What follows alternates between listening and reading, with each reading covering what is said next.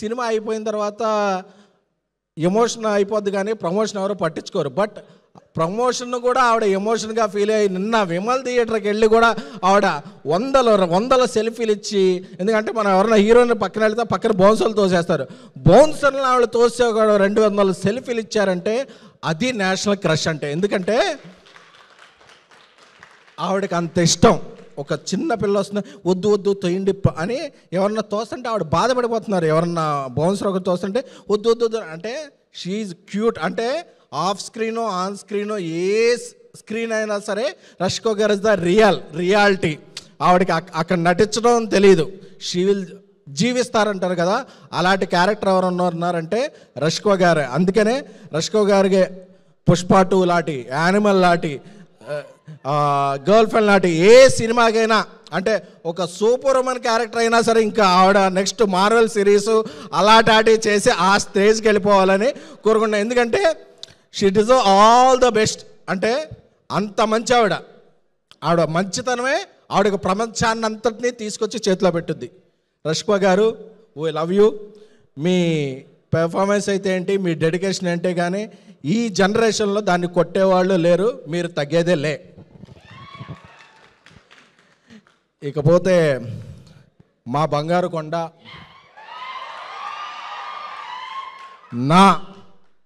ఎందుకంటే ఎస్కేఎన్ అనేవాడు బేబీ తర్వాత కల్ట్ ప్రొడ్యూసర్ ఏదో చెప్తారు, కానీ ఎస్కేఎన్ అనేవాడు ఈ స్టేజ్ మీద ఉండటానికి కారణం ఎవరు అంటే ఒక ప్రొడ్యూసర్గా అది ఒక్క గౌరవనీయులు విజయ్ దేవరకొండ గారు మాత్రమే.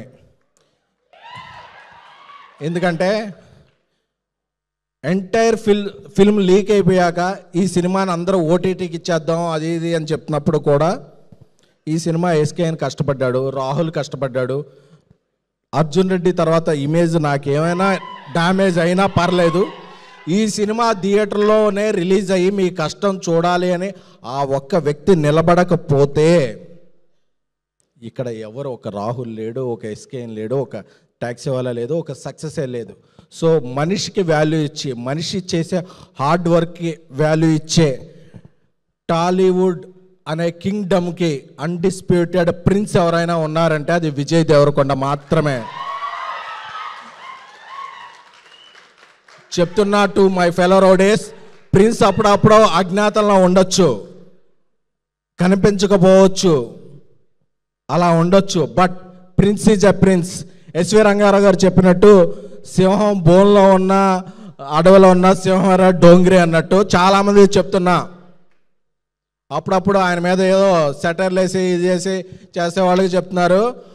ఆయన పోస్టర్ వేసి ఒక టీజర్ ట్రైలర్ వేయకపోయినా దా విజయ్ దేవరకొండ అనే పోస్టర్ కనపడితే ఓపెనింగ్ బాక్స్ ఆఫీసు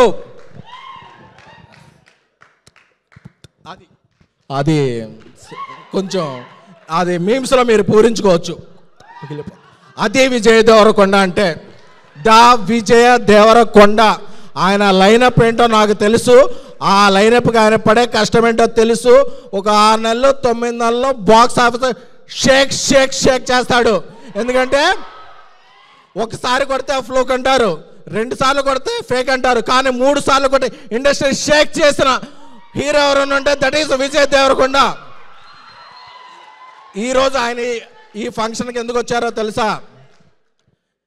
గీతా గోవిందం అనే సినిమా ఆయన కెరీర్లో ఒక బిగ్గెస్ట్ బ్లాక్ బస్టర్ ఇచ్చిన అల్లు అరవింద్ గారి కోసం, అలాగే ఒక సినిమాని నమ్మి ట్రావెల్ చేసిన రాహుల్ రవీంద్ర గారి కోసం, అలాగే ఆయన తమ్ముడితో పనిచేసిన ధీరజ్ విద్యా గారి కోసం, అందరి కోసం వచ్చారు తప్ప ఆయన ఏదైనా సినిమాకి వెళ్ళాలంటే ఇది ఏంటి అని చూసుకోరు.